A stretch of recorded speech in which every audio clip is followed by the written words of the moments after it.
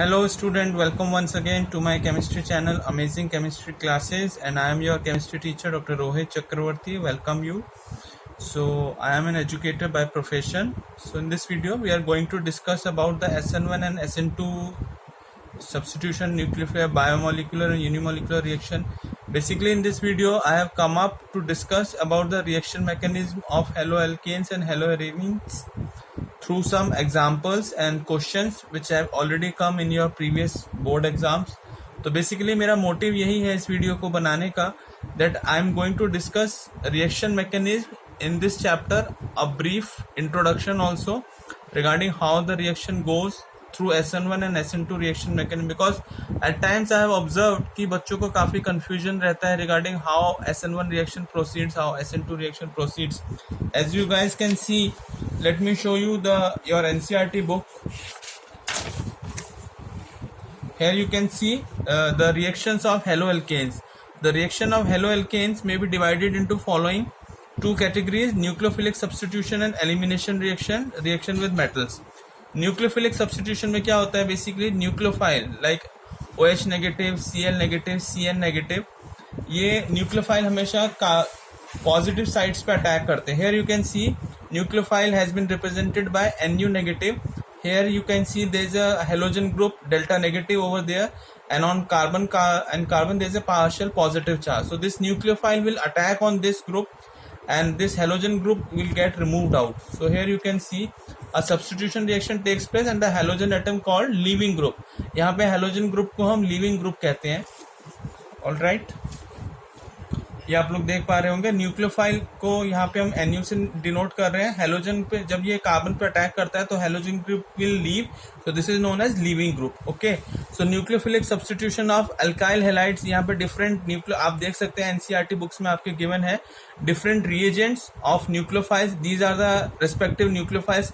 For NaOH it is hydroxy, for water it remains H2O, for alkoxy that is NaOR is RO negative.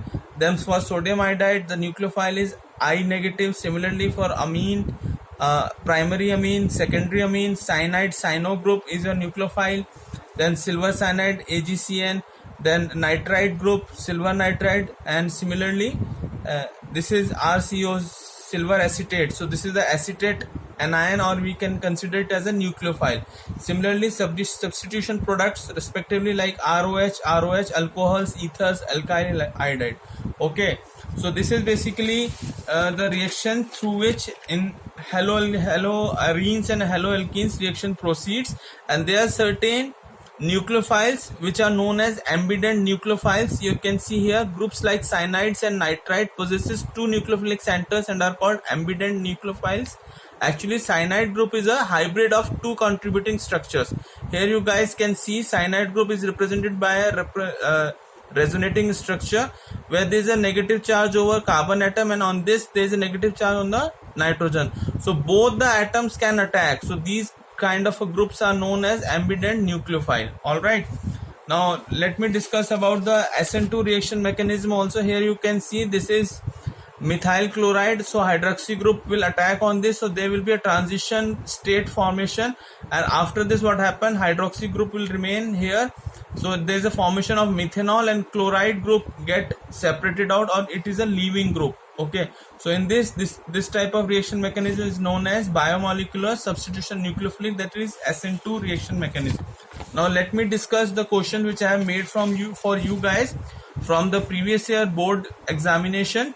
The first one is the SN1 reaction in haloalkanes and haloarenes. You can see tertiary butyl, sorry, by mistake I have written chloride, it is tertiary butyl bromide.